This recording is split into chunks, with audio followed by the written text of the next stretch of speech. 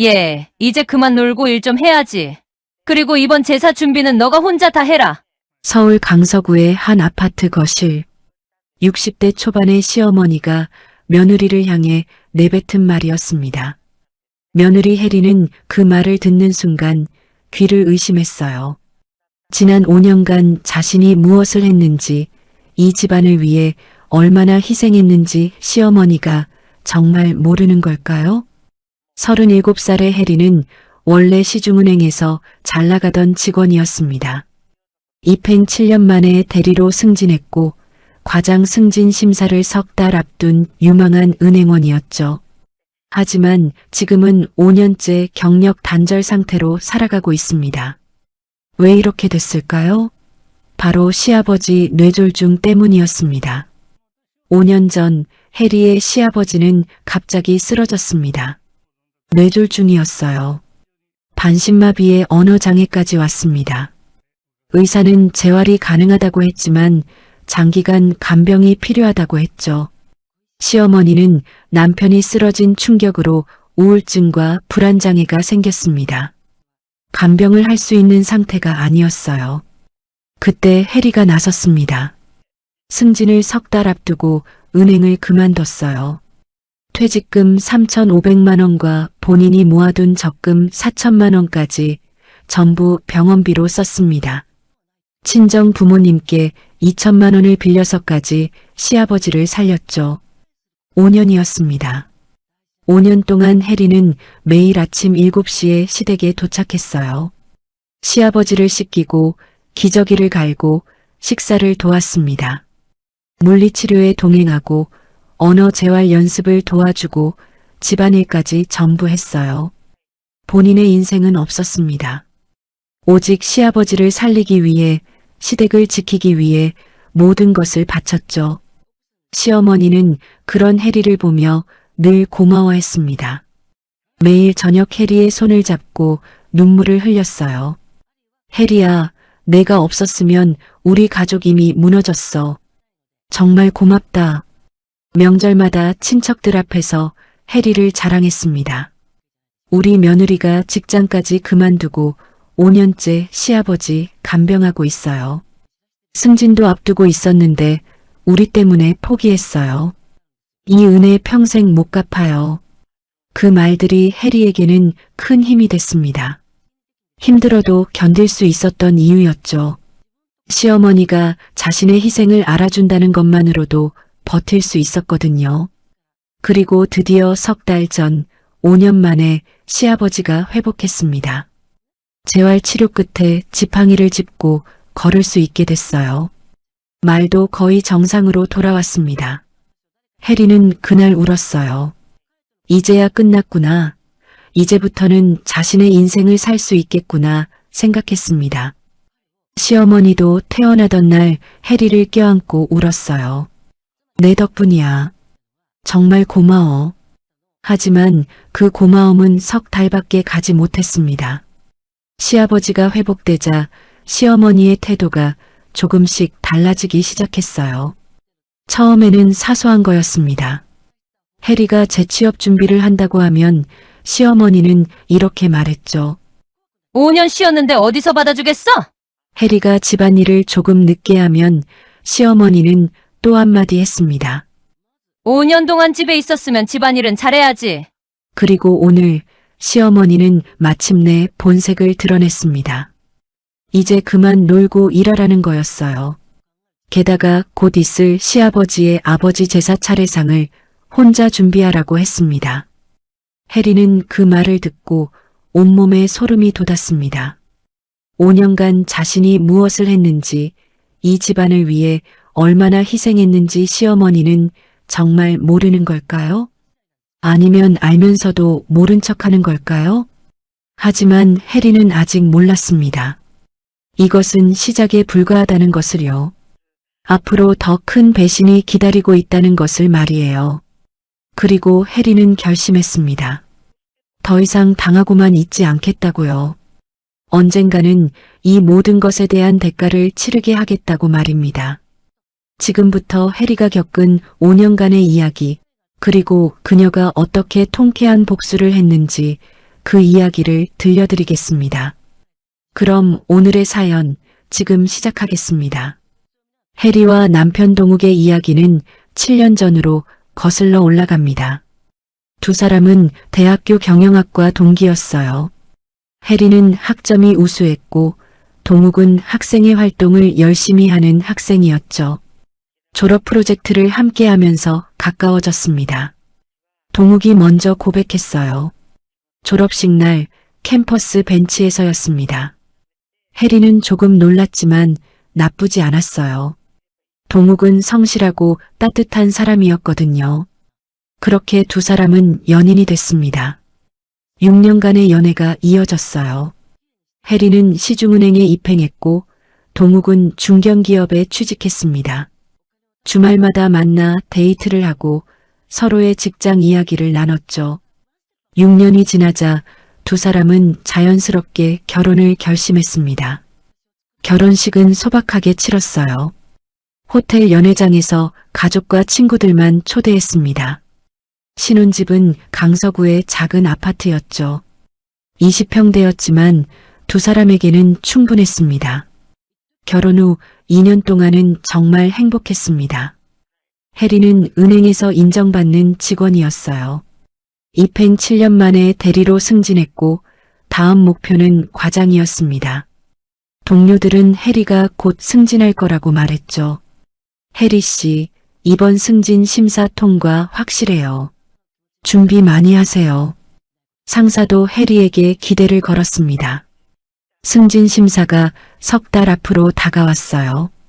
해리는 매일 밤 승진 보고서를 준비했습니다. 은행원으로서 최고의 시기였죠. 시댁과의 관계도 나쁘지 않았습니다. 시부모님은 해리를 친딸처럼 대해줬어요. 명절마다 함께 모여 밥을 먹고 이야기를 나눴습니다. 시어머니는 해리가 올 때마다 좋아하는 음식을 준비했죠. 해리야, 너 이거 좋아하잖아. 많이 먹어. 시아버지도 해리를 자랑스러워했습니다. 우리 며느리가 은행에서 잘 나간대요. 곧 승진한다던데. 해리는 그런 시댁이 편했어요. 동욱의 부모님은 며느리를 존중해주는 분들이었거든요. 하지만 그 평화는 오래가지 못했습니다. 결혼 2년째 되던 해 5월, 동욱에게서 다급한 전화가 왔어요.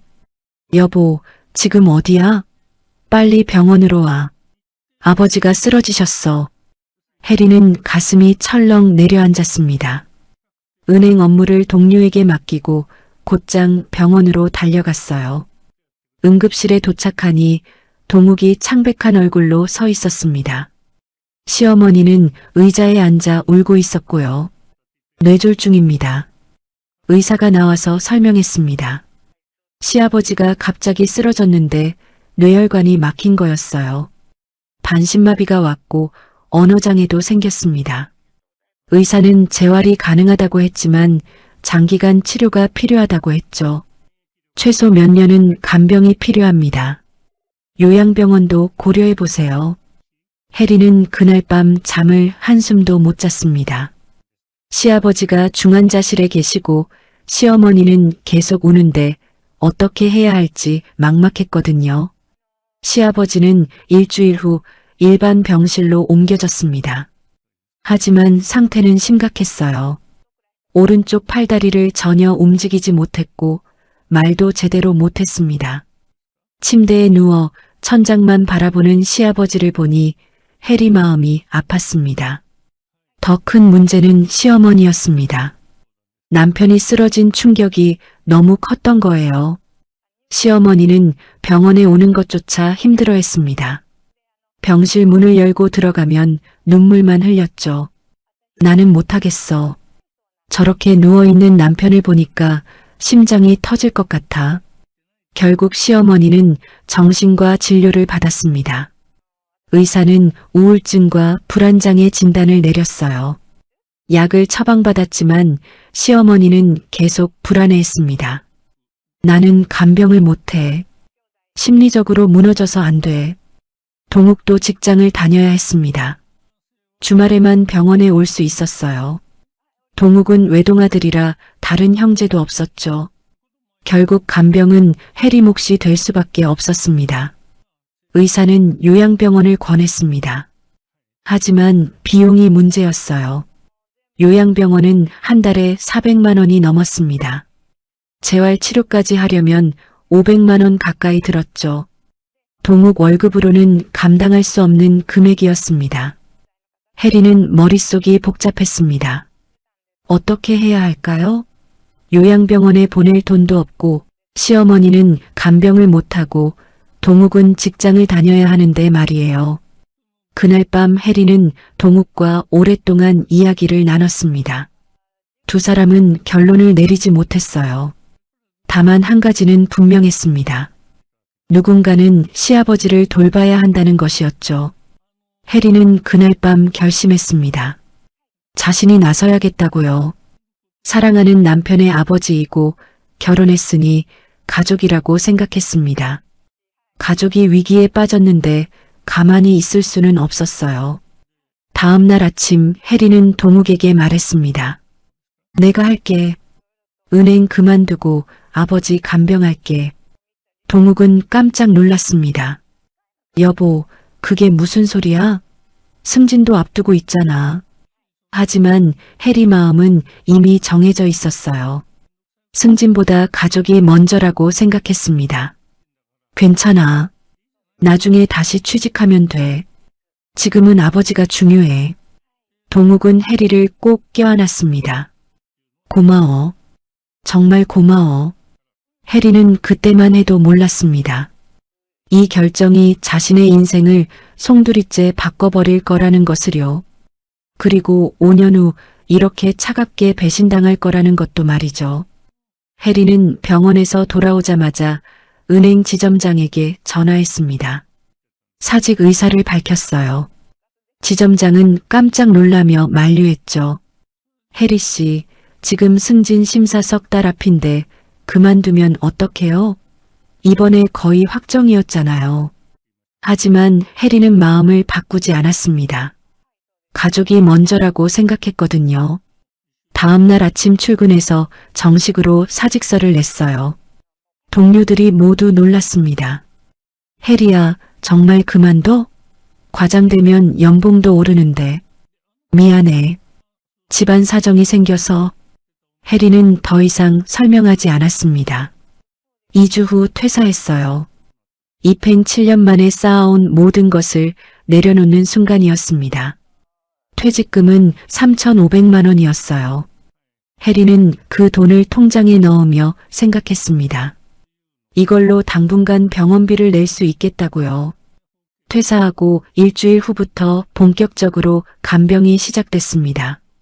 해리는 매일 아침 7시에 시댁 근처 병원으로 갔어요. 시아버지는 아직 입원 중이었거든요. 병실에 들어가면 제일 먼저 시아버지 상태를 확인했습니다. 아버님, 주무셨어요? 시아버지는 말을 제대로 못했지만 눈빛으로 알 수 있었어요. 고맙다는 표정이었습니다. 해리는 시아버지를 일으켜 세워 침대 가장자리에 앉혔어요. 그리고 따뜻한 물수건으로 얼굴과 손을 닦아드렸죠. 아침 식사는 유동식이었습니다. 혼자서는 먹을 수 없었어요. 해리가 숟가락으로 조금씩 떠서 입에 넣어드렸습니다. 한 끼 먹는데 30분이 넘게 걸렸죠. 식사 후에는 기저귀를 갈아야 했어요. 처음에는 어색했지만 시간이 지나며 익숙해졌습니다. 오전에는 물리치료가 있었습니다. 일주일에 3번, 월수금마다 치료실로 갔어요. 물리치료사가 시아버지 팔다리를 움직이며 재활을 도왔습니다. 해리는 옆에서 지켜보며 방법을 배웠어요. 병실에 돌아오면 혼자서도 할 수 있도록 말이죠. 점심 식사 후에는 언어 재활 시간이었습니다. 언어 치료사가 와서 발음 연습을 시켰어요. 간단한 단어부터 시작했습니다. 시아버지는 입을 움직이며 소리를 냈지만 정확하지 않았어요. 혀가 잘 안 움직였거든요. 해리는 치료사가 하는 걸 보고 배워서 오후에도 반복했습니다. 하루에 2~3시간씩 언어 연습을 했죠. 저녁 8시쯤 되면 해리는 집으로 돌아갔습니다. 하루 종일 병원에 있다 보니 몸이 녹초가 됐어요. 하지만 집에 가면 또 할 일이 있었습니다. 남편 저녁 식사 준비하고 빨래하고 청소하고 밤 11시가 넘어서야 잠자리에 들 수 있었죠. 한 달이 지나자 병원비 청구서가 나왔습니다. 250만 원이었어요. 입원비, 치료비, 약값 다 합친 금액이었죠. 해리는 본인 통장에서 돈을 이체했습니다. 퇴직금이 조금씩 줄어들기 시작했어요. 2달째 되던 날 시아버지가 퇴원했습니다. 이제는 집에서 간병해야 했어요. 시댁으로 모셔왔습니다. 거실에 특수 침대를 들여놓았죠. 침대값만 200만 원이었습니다. 해리가 본인 적금을 깼어요. 집에서의 간병은 더 힘들었습니다. 병원에는 간호사가 있었지만 집에서는 모든 걸 혼자 해야 했거든요. 아침 7시에 시댁에 도착해서 시아버지를 씻기고 옷을 갈아입히고 아침 식사를 먹였습니다. 기저귀도 하루에 3~4번 갈아야 했어요. 재활 운동도 집에서 했습니다. 물리치료사에게 배운 대로 시아버지 팔다리를 움직여 드렸어요. 한쪽 팔을 들어 올리고 내리고 다리를 구부렸다 펴고 1시간씩 운동을 시켰습니다. 해리 팔에도 근육이 생겼어요. 점심 식사 후에는 언어 연습이었습니다. 그림 카드를 보여주며 발음을 가르쳤어요. 아버님, 이게 뭐예요? 사과요. 따라 해보세요. 사과.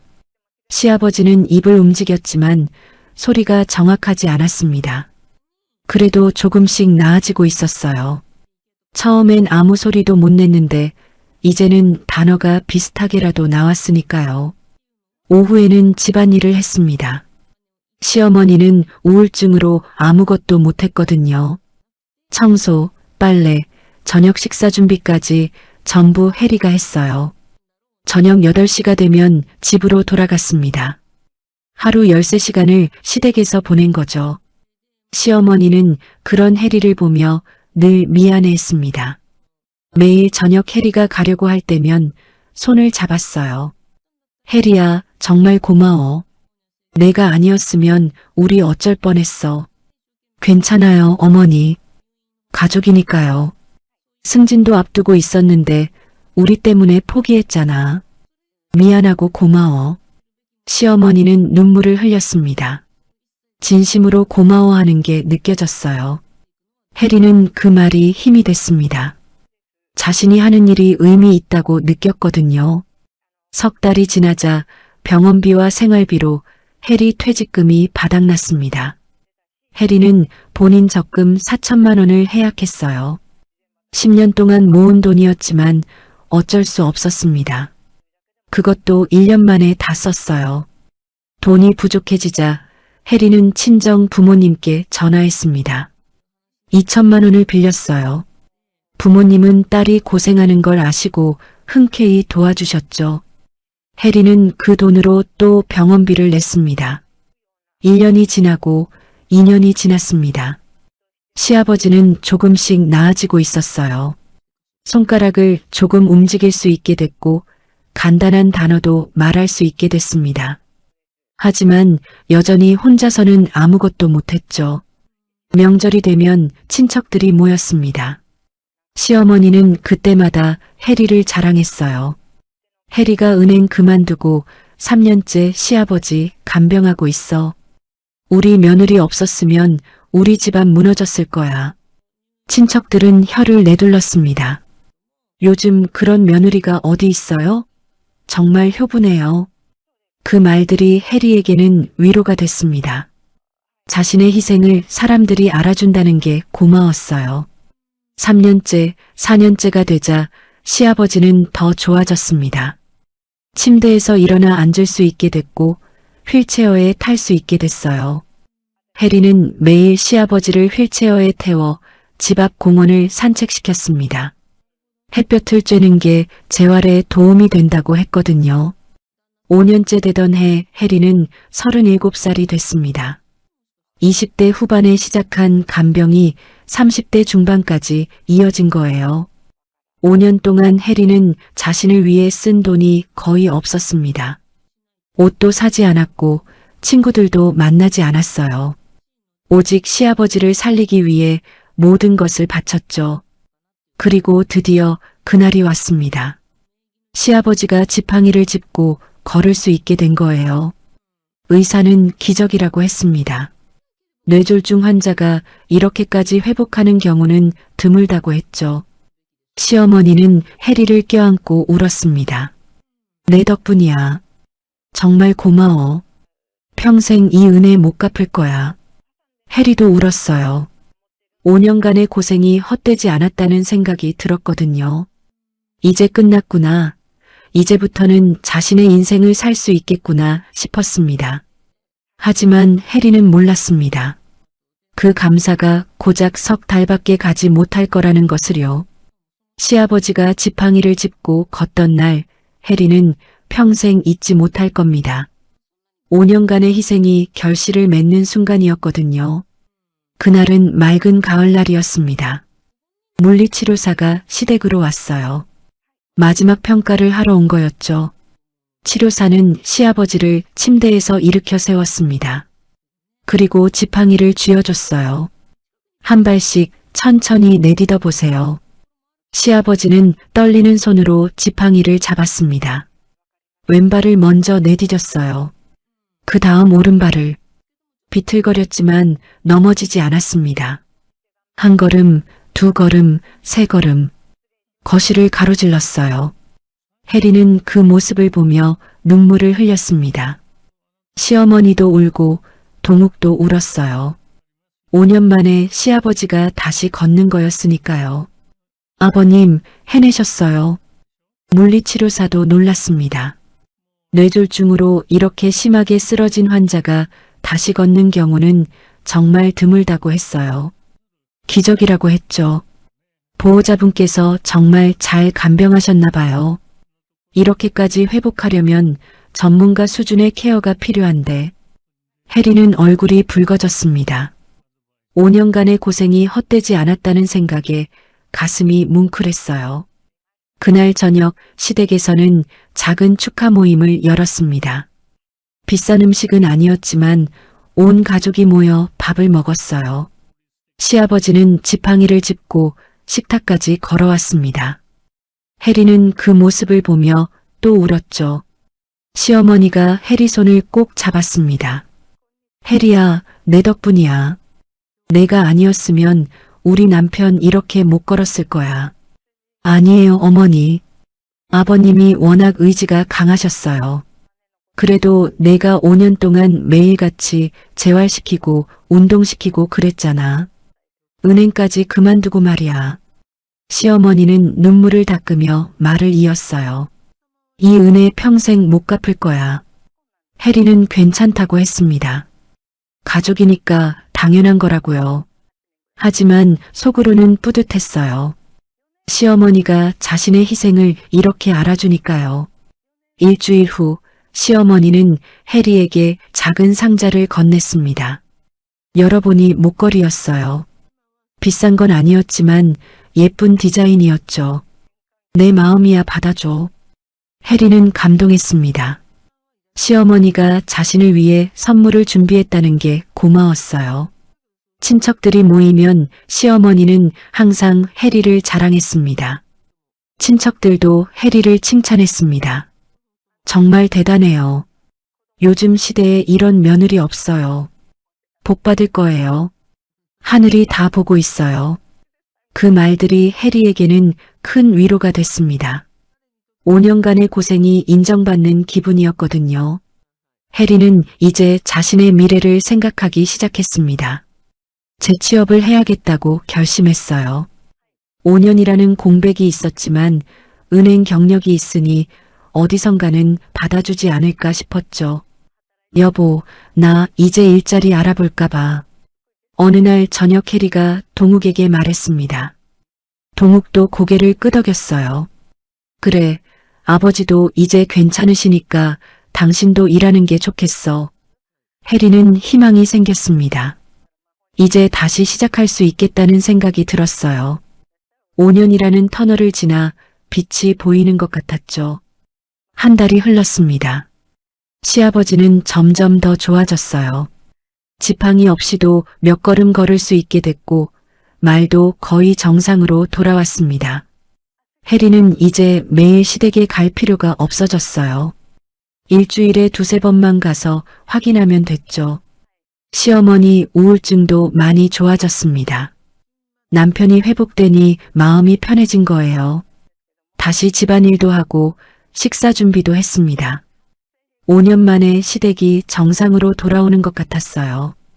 해리는 재취업 준비를 시작했습니다. 이력서를 작성하고 은행 채용 공고를 찾아봤어요. 5년 공백이 있었지만 그 이유가 정당했으니 이해해주지 않을까 기대했습니다. 동욱도 해리를 응원했습니다.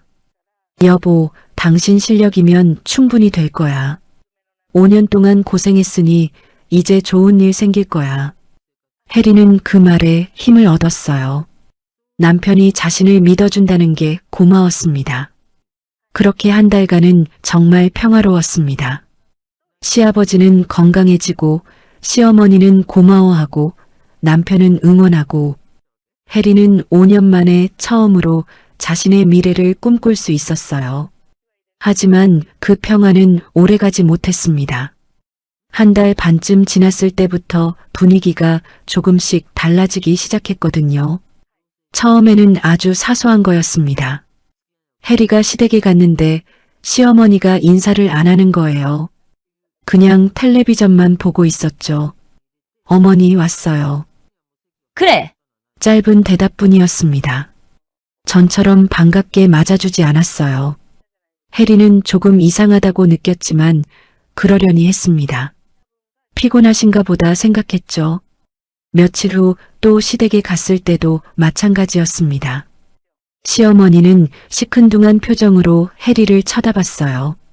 전처럼 따뜻하지 않았습니다. 해리는 불안했습니다. 뭔가 잘못한 게 있나 싶었어요. 하지만 떠올려봐도 특별히 잘못한 건 없었습니다. 그리고 2달째 되던 날 시어머니가 해리에게 처음으로 낯선 말을 했습니다. 예. 넌 왜 아직도 직장 안 구하니? 해리는 깜짝 놀랐습니다. 지금 재취업 준비 중이라고 말했는데도 시어머니는 시큰둥했어요. 5년이나 쉬었는데 어디서 받아주겠어? 그 말에 해리는 가슴이 뜨끔했습니다. 뭔가 분위기가 이상했어요. 전처럼 따뜻하지 않았습니다. 해리는 그날 집에 돌아와서도 계속 그 말이 신경 쓰였습니다. 시어머니가 왜 저런 말을 한 걸까요? 5년 동안 간병한 게 자신인데 말이에요. 하지만 해리는 아직 몰랐습니다. 이것은 시작에 불과하다는 것을요. 앞으로 더 차가운 말들이 기다리고 있다는 것을 말입니다. 2달이 지나자 시어머니의 태도는 더욱 차갑게 변했습니다. 해리가 시댁에 갈 때마다 불편한 말을 던졌어요.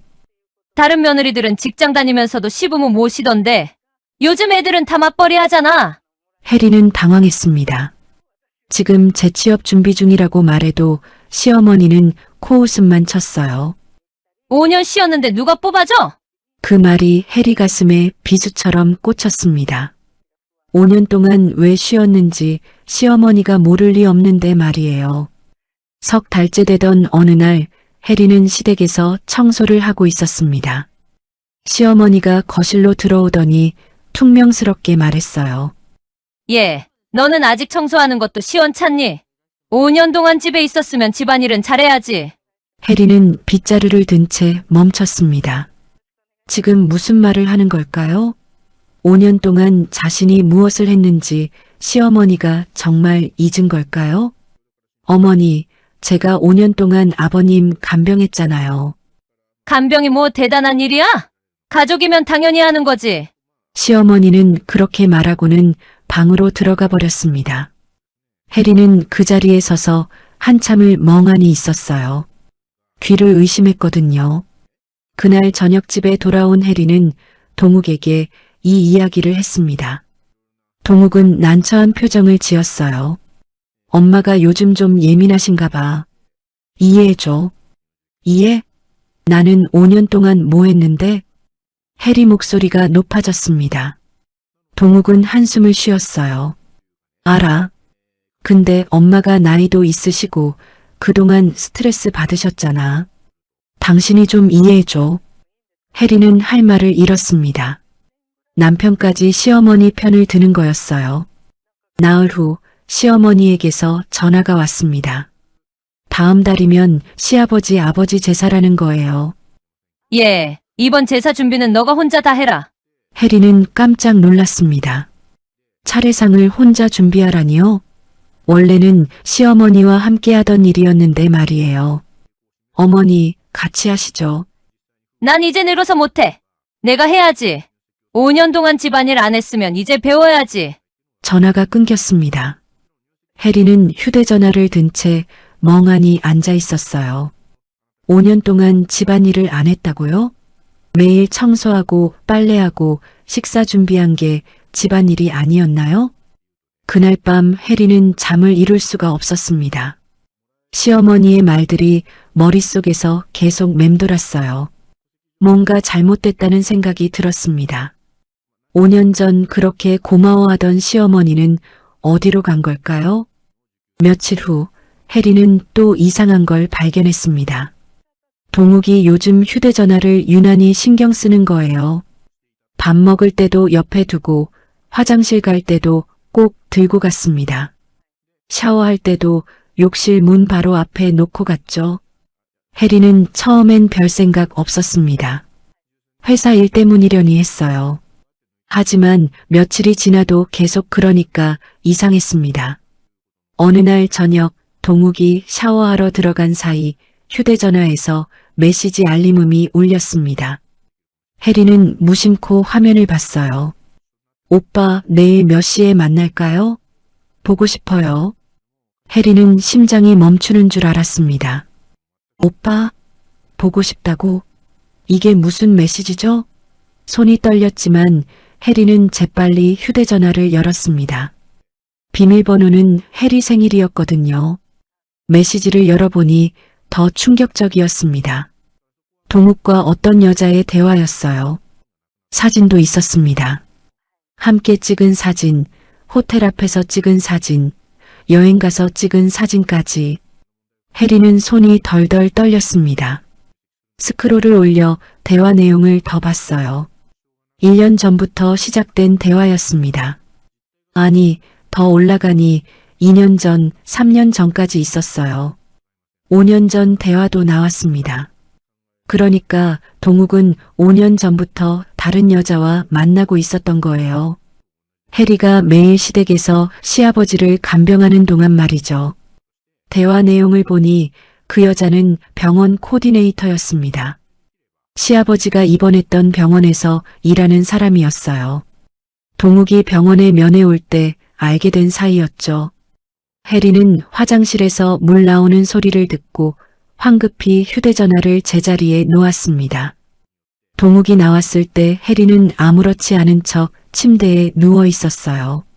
하지만 마음속은 폭풍우가 몰아치고 있었습니다. 그날 밤 해리는 밤새 잠을 못 잤어요.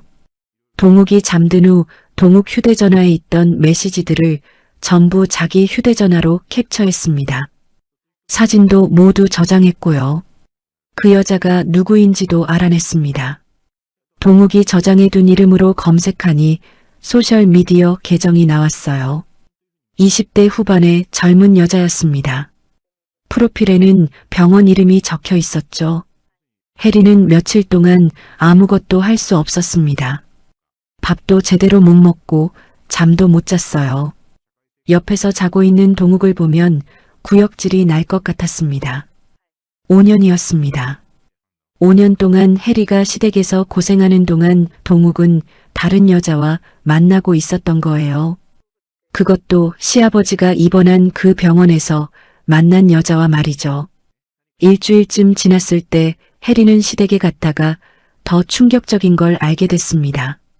화장실에 가려고 복도를 지나가는데 시어머니 방문이 살짝 열려 있었어요.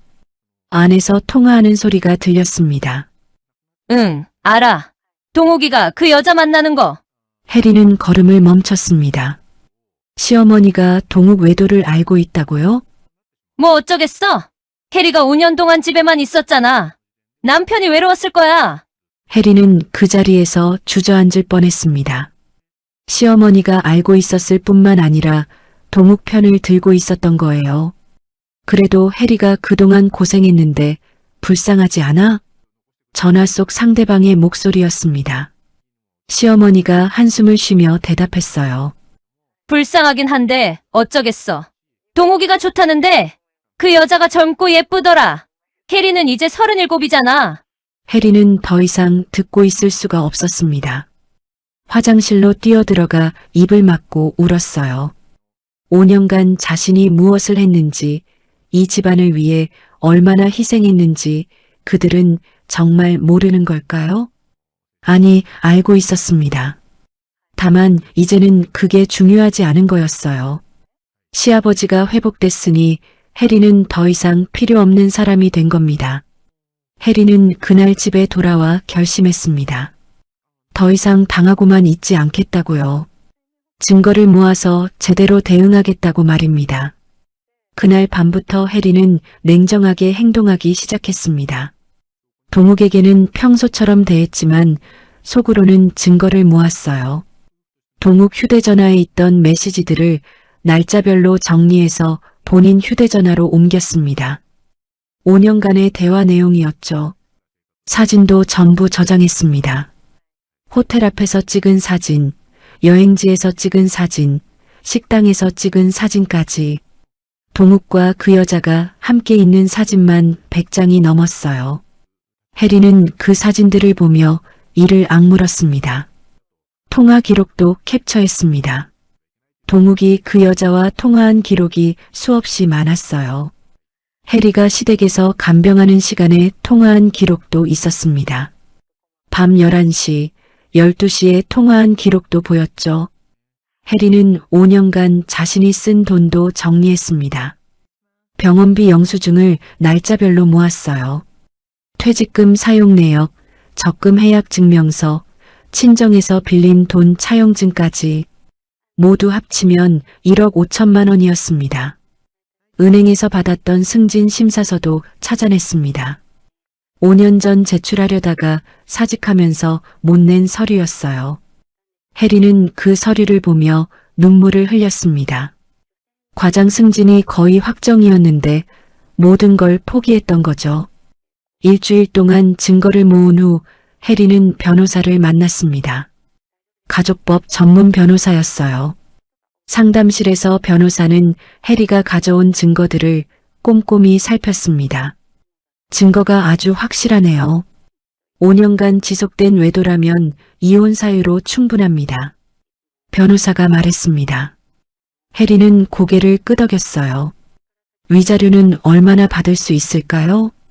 5년간 지속된 외도라면 5천만 원에서 7천만 원 정도 가능합니다.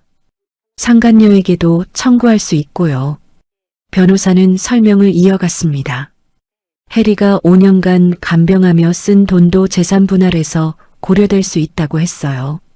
시댁 빚을 대신 갚은 게 아니라 간병비로 쓴 거라면 일부는 청구 가능합니다. 1억 5천만 원 중 절반 정도는 받으실 수 있을 겁니다. 혜리는 계산해 봤습니다.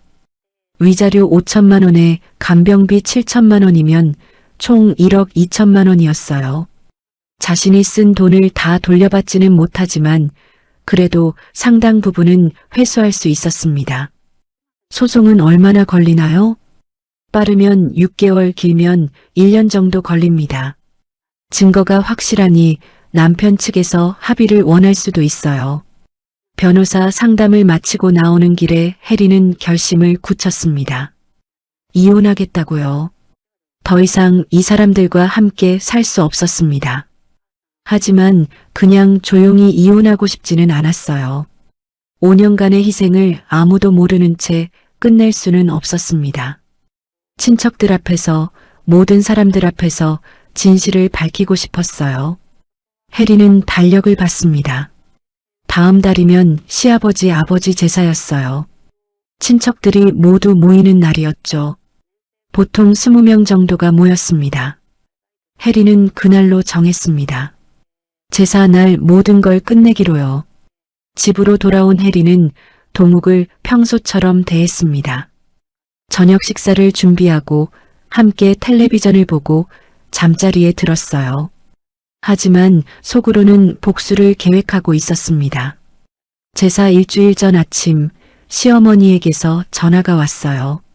혜리야, 다음 주 제사 준비 제대로 해야 해. 친척들 많이 오니까. 네, 알겠습니다. 저는 15가지 준비하고 나물은 8가지야. 작년보다 많이 해야 해. 시어머니 목소리에는 고마움이라곤 찾아볼 수 없었어요. 명령하는 말투였죠. 북어는 큰 걸로 사. 그리고 대추는 씨 빼서 준비하고. 하나라도 빠지면 안 돼. 네. 전화가 끊겼습니다. 해리는 휴대전화를 내려놓으며 쓴웃음을 지었어요. 5년 전에는 그렇게 고마워하더니 이제는 이런 식이구나. 제사 사흘 전 해리는 시장에 갔습니다. 장을 보는 데만 3시간이 걸렸어요. 북어, 대추, 각종 나물 재료, 과일, 고기까지 장바구니 5개가 가득 찼습니다. 혼자 들고 오느라 팔이 저릿저릿했죠. 시장에서 돌아오니 시어머니에게서 또 전화가 왔습니다. 장 다 봤어? 북어 큰 거 샀어? 네, 샀어요. 얼마 주고 샀는데? 15,000원이요. 뭐, 10,000원이면 되는데 왜 이렇게 비싸게 샀니? 돈 아끼는 것도 모르고. 해리는 참았습니다. 시장에서 제일 큰 북어를 사라고 한 건 시어머니였는데 말이에요. 제사 이틀 전부터 본격적으로 음식을 만들기 시작했습니다. 부엌에서 오후 1시부터 밤 11시까지 서 있었어요. 전을 부치고 나물을 삶고 탕을 끓이고 손이 부르트고 다리가 퉁퉁 부었습니다. 동욱은 거실에서 텔레비전만 보고 있었어요. 해리가 부엌에서 고생하는데도 도와주지 않았습니다. 여보, 좀 도와줄래? 나 피곤해. 당신이 알아서 해. 해리는 더 이상 말하지 않았습니다. 이 사람도 이제는 자신의 고생을 당연하게 여기는구나 싶었어요. 제사 하루 전 시어머니가 시댁으로 오라고 했습니다. 음식을 미리 확인하겠다는 거였어요. 해리는 만든 음식 몇 가지를 싸서 시댁으로 갔습니다. 시어머니는 음식을 하나하나 맛보더니 인상을 찌푸렸어요. 나물간이 왜 이래? 너무 싱거워. 다시 할까요? 전도 두껍게 부쳤네. 얇게 부쳐야지. 이것도 다시 해. 해리는 고개를 숙였습니다.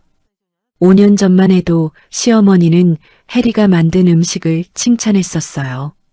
지금은 트집만 잡았죠. 너 5년 동안 뭐 했어? 요리 실력이 왜 이 모양이야? 내일 다시 만들어 와. 그 말에 해리는 고개를 들었습니다. 5년 동안 뭘 했냐고요? 매일 시아버지 간병하고 집안일 하느라 정신없었는데 말이에요. 하지만 해리는 참았습니다. 조금만 더 참으면 내일이면 모든 게 끝이었으니까요. 집에 돌아온 해리는 밤새 음식을 다시 만들었습니다. 나물은 간을 더하고 저는 얇게 다시 부쳤어요. 새벽 5시가 되어서야 모든 준비가 끝났습니다. 제사 당일 아침 해리는 일찍 시댁으로 향했습니다. 음식을 들고 가니 무게가 20kg은 됐어요. 팔이 떨렸지만 참았습니다. 시댁에 도착해서 차례상을 차리기 시작했습니다. 거실에 큰 상을 펴고 음식을 하나씩 올렸어요. 전, 나물, 탕, 과일, 떡까지. 이틀 동안 만든 음식들이었죠. 시어머니가 나와서 상을 보더니 고개를 끄덕였습니다. 그래, 진작에 이렇게 했어야지. 이제 좀 봐줄 만하네. 해리는 아무 말도 하지 않았습니다. 그저 웃기만 했어요. 시어머니는 그 웃음의 의미를 몰랐습니다. 오후 5시쯤 친척들이 하나둘 모이기 시작했습니다. 작은아버지 내외, 고모들, 사촌들까지. 거실이 사람들로 가득 찼어요. 시어머니는 친척들에게 말했습니다. 며느리가 이번에 혼자 다 준비했어요. 얘가 이제 좀 며느리 역할을 하네요. 친척들이 해리를 쳐다봤습니다. 해리는 그저 고개를 숙이고 있었어요. 오후 6시 제사를 지낼 시간이 됐습니다. 시아버지가 제주가 되어 차례상 앞에 섰고 동욱과 남자 친척들이 그 뒤에 섰습니다. 여자들은 뒤편에 모여 앉았죠. 제사는 조용히 진행됐습니다. 시아버지가 향을 피우고 절을 하고 술을 올렸어요. 30분 정도 걸렸습니다. 제사가 끝나자 친척들이 식탁으로 자리를 옮겼습니다. 차례 음식을 나눠 먹는 시간이었어요. 해리는 부엌에서 밥과 국을 더 준비했습니다. 식탁에 친척들이 둘러앉았습니다. 25명이 넘는 사람들이었죠. 해리가 준비한 음식들이 식탁 가득 차려졌어요. 어머, 음식 정말 많네요. 해리 씨가 고생 많이 했겠어요. 친척들이 한마디씩 했습니다. 해리는 그저 웃으며 대답했어요. 아니에요, 당연한 거죠. 식사가 시작됐습니다. 친척들이 음식을 먹기 시작했어요. 해리는 부엌과 식탁을 오가며 부족한 반찬을 더 가져다 놓았습니다. 그때 시어머니가 나물을 먹다가 얼굴을 찌푸렸습니다. 이 나물 간이 왜 이래? 너무 싱거워. 식탁이 조용해졌습니다. 친척들이 서로 눈치를 보기 시작했어요. 해리는 침착하게 말했습니다. 어제 간이 싱겁다고 하셔서 다시 했는데 아직 싱거운가요? 그럼 이게 먹을 만해? 다시 해와. 해리는 나물 그릇을 들고 부엌으로 갔습니다. 심호흡을 했어요. 참자, 조금만 더. 나물에 간을 더해서 다시 가져갔습니다. 시어머니는 맛을 보더니 또 인상을 찌푸렸어요. 이번엔 너무 짜. 제대로 못하니? 친척들이 불편한 표정을 지었습니다. 누군가 말했어요. 아니, 나물 맛있는데요. 하지만 시어머니는 듣지 않았습니다. 그리고 전도 이게 뭐야? 기름기가 너무 많아. 5년 동안 집에 있었으면 요리는 배웠어야지. 해리는 그 자리에 서서 시어머니를 바라봤습니다. 손이 떨렸어요. 동욱이 옆에서 말했습니다. 여보, 엄마 말이 맞아. 좀 더 신경 써야지. 그 순간이었습니다. 해리 안에서 뭔가 끊어지는 소리가 들렸어요. 5년간 참아왔던 모든 것이 한순간에 폭발했습니다. 해리는 천천히 부엌으로 걸어갔습니다. 그리고 가방을 들고 식탁으로 돌아왔어요. 잠깐만요, 여러분. 해리 목소리가 차가웠습니다. 친척들이 해리를 쳐다봤어요. 해리는 가방에서 봉투를 꺼냈습니다. 그리고 식탁 위에 쏟아부었어요. 종이들이 우르르 쏟아졌습니다. 이게 뭐야? 시아버지가 물었습니다. 해리는 차갑게 대답했어요. 제가 5년 동안 쓴 병원비 영수증입니다. 친척들이 웅성거리기 시작했습니다. 해리는 영수증 하나를 들어 보였어요. 2020년 5월 입원비 300만 원. 제 퇴직금에서 냈습니다. 또 다른 영수증을 들었습니다. 2020년 8월 재활치료비 250만 원. 제 적금 깨서 냈습니다. 해리는 계속해서 영수증을 보여줬습니다. 5년간 총 1억 5천만 원입니다. 제가 은행 그만두고 번 돈, 모아둔 돈, 친정에서 빌린 돈까지 전부 여기 썼습니다. 시어머니 얼굴이 하얗게 질렸습니다. 해리는 다시 가방을 뒤졌습니다. 서류 한 장을 꺼냈어요. 이건 제 승진 심사서입니다. 5년 전 과장 승진 심사를 석 달 앞두고 있었어요. 거의 확정이었죠. 하지만 포기했습니다. 시아버지를 살리기 위해서요. 친척들이 숨죽이며 들었습니다. 해리는 시어머니를 똑바로 쳐다봤습니다. 어머니, 기억하세요? 5년 전 제게 하신 말씀. 해리야, 내가 없었으면 우리 가족 무너졌어. 이 은혜 평생 못 갚을 거야. 해리 목소리가 떨렸습니다. 그런데 아까는 뭐라고 하셨죠? 나물간도 제대로 못 맞추냐고. 5년 동안 집에 있었으면 요리는 배웠어야 한다고. 친척들이 시어머니를 향해 수군거리기 시작했습니다. 혜리는 마지막 봉투를 꺼냈습니다. 사진들을 식탁 위에 뿌렸어요. 그리고 이건 제 남편이 5년 동안 바람 피운 증거입니다. 친척들이 비명을 질렀습니다. 동욱과 다른 여자가 함께 있는 사진들이었어요. 제가 매일 시댁에서 시아버지 간병하는 동안 남편은 병원 코디네이터와 바람을 폈습니다. 5년 동안요. 동욱은 얼굴이 새하얗게 질려 아무 말도 못했습니다. 혜리는 휴대전화를 꺼내 녹음 파일을 틀었습니다. 시어머니 목소리가 흘러나왔어요. 동욱이가 그 여자 만나는 거 알아. 근데 어쩌겠어. 혜리가 5년 동안 집에만 있었잖아. 남편이 외로웠을 거야. 친척들이 충격에 빠졌습니다. 시어머니를 향한 비난이 쏟아졌어요. 알고도 가만히 있었다고? 며느리가 그렇게 고생했는데. 혜리는 마지막으로 말했습니다. 5년간 저는 이 집안을 위해 제 모든 것을 바쳤습니다. 직장도 미래도 돈도 청춘도. 그런데 돌아온 건 나물이 싱겁다는 잔소리와 남편의 배신이었습니다. 혜리는 가방을 들었습니다. 저는 이혼합니다. 제가 쓴 돈 돌려받을 겁니다. 위자료도 받고 상간녀 소송도 할 겁니다. 혜리는 현관을 향해 걸어갔습니다. 뒤에서 시어머니가 소리쳤어요. 예, 잠깐만. 하지만 혜리는 돌아보지 않았습니다. 이 지긋지긋한 집안 오늘로 끝이에요. 이제 다시는 볼 일 없을 거예요. 그렇게 혜리는 시댁을 나왔습니다. 그날 밤 혜리는 친구 집에서 잤습니다. 시댁을 나온 후 갈 곳이 없었거든요. 남편과 같은 집에서 자고 싶지 않았어요. 친구는 혜리를 꼭 안아주며 위로했습니다. 다음 날 아침 일찍 혜리는 변호사 사무실로 향했습니다. 이혼 소송을 정식으로 의뢰하기 위해서였어요. 어제 모은 증거들을 전부 변호사에게 넘겼습니다. 병원비 영수증, 외도 증거 사진, 녹음 파일까지 모든 것을 말이죠. 변호사는 증거들을 보며 고개를 끄덕였습니다. 소송에서 이길 확률이 아주 높다고 했어요. 빠르면 6개월 안에 끝날 거라고 했습니다. 동욱에게서 전화가 수십 통 왔지만 혜리는 받지 않았습니다.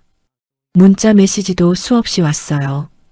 미안하다는 말, 다시 한번 기회를 달라는 말들이었죠. 하지만 혜리는 읽지도 않고 지워버렸습니다. 시어머니에게서도 연락이 왔습니다. 처음에는 화난 목소리였어요. 어떻게 친척들 앞에서 그럴 수 있냐고 집안 망신을 시켰다고 소리쳤죠. 하지만 혜리는 전화를 끊어버렸습니다. 며칠 후 시어머니는 태도를 바꿨습니다. 울면서 용서를 빌었어요. 자신이 잘못했다고 다시 돌아오면 잘해주겠다고 했습니다. 하지만 혜리 마음은 이미 돌아설 수 없는 곳까지 가 있었어요. 일주일 후 이혼 소장이 동욱에게 전달됐습니다. 동욱은 처음에는 소송에 응하지 않겠다고 버텼어요. 하지만 변호사가 증거를 보여주자 금세 태도가 바뀌었습니다. 5년간의 외도 증거 앞에서 동욱은 할 말이 없었죠. 2달 후 첫 조정 기일이 열렸습니다. 법원 조정실에서 혜리와 동욱이 마주 앉았어요. 5년 만에 제대로 마주한 자리였습니다. 동욱은 초췌해 보였어요. 살이 많이 빠진 것 같았죠. 조정위원이 양측의 주장을 들었습니다. 혜리 측은 외도를 이유로 위자료 5천만 원을 요구했어요. 그리고 5년간 간병하며 쓴 돈 중 절반인 7,500만 원을 청구했습니다. 동욱 측 변호사는 금액이 너무 크다고 반박했습니다. 하지만 혜리 변호사가 증거를 하나씩 제시하자 반박할 말이 없어졌어요. 병원비 영수증, 퇴직금 사용 내역, 적금 해약 증명서까지 모든 게 명확했으니까요. 조정은 3시간 동안 이어졌습니다. 결국 동욱 측이 합의를 받아들였어요. 위자료 5천만 원, 간병비 명목으로 7천만 원, 합계 1억 2천만 원을 해리에게 지급하기로 했습니다. 동욱은 그 돈을 마련하기 위해 대출을 받아야 했습니다. 시댁에서도 돈을 보탰어요. 해리가 5년간 병원비를 대줬던 그 집이 이제는 이혼 위자료 때문에 빚을 지게 된 겁니다. 상간녀인 병원 코디네이터에게도 소송을 걸었습니다. 그 여자는 처음에는 자신은 모른다고 잡아댔어요. 하지만 5년간의 메시지와 사진들이 증거로 제출되자 어쩔 수 없었습니다. 결국 위자료 2천만 원을 해리에게 지급하기로 합의했죠. 4개월 만에 모든 게 정리됐습니다. 해리는 총 1억 4천만 원을 받았어요. 자신이 쓴 1억 5천만 원에는 못 미쳤지만 그래도 대부분을 돌려받은 셈이었습니다. 이혼이 확정된 날 해리는 법원 앞에서 하늘을 올려다봤습니다.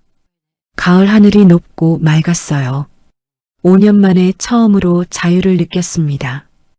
해리는 받은 돈으로 친정 부모님께 빌렸던 2천만 원을 먼저 갚았습니다. 부모님은 받지 않으려고 했지만 해리는 꼭 갚아야 한다고 고집했어요. 그래야 마음이 편할 것 같았거든요. 남은 돈으로는 작은 원룸을 계약했습니다. 강남은 아니었지만 해리에게는 완벽한 공간이었어요. 아침에 눈을 뜨면 아무도 간섭하지 않았고 저녁에 돌아와도 눈치 볼 사람이 없었습니다. 그리고 해리는 재취업 준비를 시작했습니다. 5년의 공백이 있었지만 은행 경력과 정당한 퇴사 이유가 있었어요. 이력서에 솔직하게 썼습니다. 시아버지 간병을 위해 퇴사했고 5년간 간병했으며 이제 다시 일하고 싶다고요. 석 달 후 한 은행에서 연락이 왔습니다. 면접을 보러 오라는 거였어요. 면접에서 인사 담당자는 해리의 이력서를 보며 감탄했습니다. 5년간 시아버지를 간병한 책임감과 성실함을 높이 평가한다고 했죠. 해리는 합격했습니다. 대리가 아닌 주임으로 시작하는 거였지만 상관없었어요. 다시 시작할 수 있다는 것만으로도 감사했습니다. 한편 시댁은 완전히 무너졌습니다. 친척들 사이에서 소문이 쫙 퍼졌어요. 시어머니가 며느리를 어떻게 대했는지, 동욱이 5년간 바람을 폈는지 모두가 알게 됐습니다. 명절이 되어도 친척들이 시댁에 오지 않았습니다. 전화도 잘 받지 않았어요. 시어머니는 친척들에게 전화해봤지만 다들 바쁘다며 피했습니다. 시아버지는 스트레스를 받아 건강이 다시 나빠졌습니다. 5년 만에 회복했던 몸이 다시 악화된 거예요. 혈압이 올라가고 손발이 저리기 시작했죠. 하지만 이번에는 아무도 간병해주지 않았습니다. 동욱은 직장에서도 소문이 났습니다. 5년간 바람을 피웠다는 소문이 동료들 사이에 퍼진 거예요. 회사 분위기가 어색해졌습니다. 결국 동욱은 사직서를 냈어요. 새 직장을 구하려고 했지만 쉽지 않았습니다. 이력서에 짧은 재직 기간을 설명해야 했고 면접에서 퇴사 이유를 물으면 답하기 곤란했죠. 6개월이 지나도록 취직하지 못했습니다. 동욱은 나중에 해리에게 긴 편지를 보냈습니다. 자신이 얼마나 어리석었는지, 얼마나 후회하는지 수십 장에 걸쳐 썼어요. 해리가 얼마나 소중한 사람이었는지 이제야 깨달았다고 했습니다. 하지만 해리는 그 편지를 읽지 않고 찢어버렸습니다. 이미 늦었거든요. 5년간 쌓인 배신을 몇 장의 편지로 씻을 수는 없었습니다. 1년이 지났습니다. 해리는 은행에서 인정받기 시작했어요. 성실하고 책임감 있게 일하는 모습에 상사들이 만족했습니다. 동료들과도 잘 지냈죠. 주말에는 친구들을 만났습니다. 5년 동안 만나지 못했던 친구들과 다시 연락하며 지냈어요. 전시회에도 가고 영화도 보고 맛있는 음식도 먹었습니다. 온전히 자신을 위한 시간이었죠. 해리는 가끔 5년이라는 시간이 아깝다는 생각이 들었습니다. 30대 초반에 가장 빛나는 시간을 간병에 바쳤으니까요. 하지만 후회하지는 않았어요. 그 시간이 있었기에 지금의 자신이 있다고 생각했습니다.